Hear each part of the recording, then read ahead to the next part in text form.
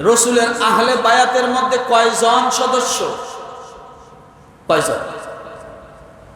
রসুলের আহলে বায়াত এর সদস্য কয়জন? কয়জন? রসুলের আহলে বায়াত সদস্য যদি আপনি কোরআন থেকে দলিল নেন, আমি কোরআন থেকে দলিল দেই আহলে বায়াত কারা কারা। আমাদের সমাজে ভুল ভ্রান্তির ভিতরে আছে, অনেকেই বলে আহলে বায়াত বলতে পাক পাঞ্জাতন। 5 জনের নাম আহলে বায়াতের মধ্যে অন্তর্ভুক্ত করেছেন। এক হলো আল্লাহর নবী, দ্বিতীয় হলো ফাতেমা, তৃতীয় হলেন হাসান হুসাইন, এরপরে 5ম নম্বরে হলো হযরতে আলী। কয়জন হলো? আল্লাহর নবী 1 জন, ফাতেমা রাদিয়াল্লাহু তাআলা আনহা 2 জন, হাসান 3 জন, হুসাইন 4 জন, হযরতে আলী রাদিয়াল্লাহু তাআলা আনহু এই হলো 5 জন। অনেকে মনে করে এই 5 জনে আহলে বায়াত। বলি মুসলমান, এই 5 জনে শুধু আহলে বায়াত না, আল্লাহর নবীর গোটা পরিবারের মধ্যে থেকে যতজন সদস্য ছিল সবাইকে আমার আল্লাহ তাআলা আহলে বায়াত বলে সাব্যস্ত করেছে।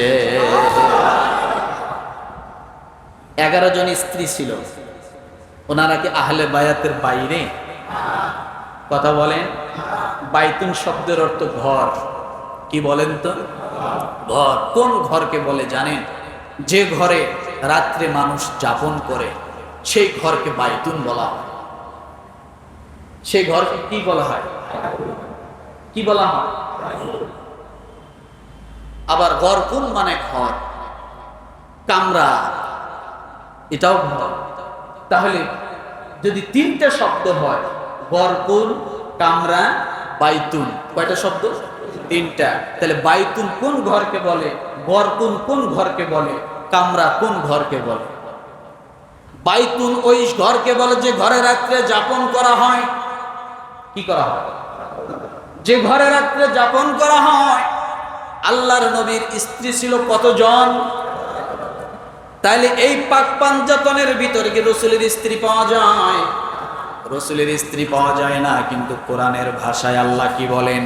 ক্বালু আতা'জাবিনা মিন আমরিল্লাহি রাহমাতুল্লাহি ওয়া বারাকাতুহু আলাইকুম আহলাল বাইত ইন্নাহু হামিদুম মাজিদ। আহলাল বাইত পাইছেন? আমি যে আয়াতটা পড়লাম এখানে আহলাল বাইত শব্দটা পাইছেন? পান নাই? এটা কিন্তু আলাদা করে বলছিলাম। আহলাল বাইত, আহলাল বাইত কারা?